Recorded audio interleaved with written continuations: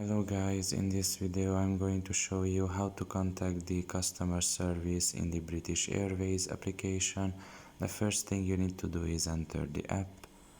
After you are done with that and you are in the home page, you should look at the top of your left corner and there you will see three lines. Press on it.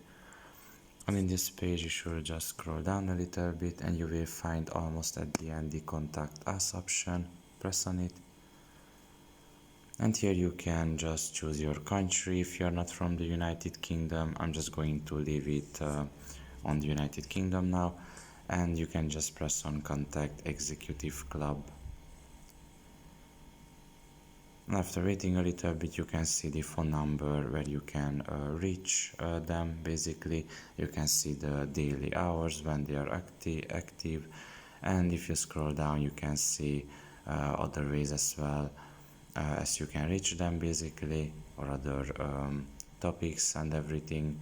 So yeah, pretty much this is all about it. I hope this video was helpful to you. Thank you for listening and see you next time. Bye bye.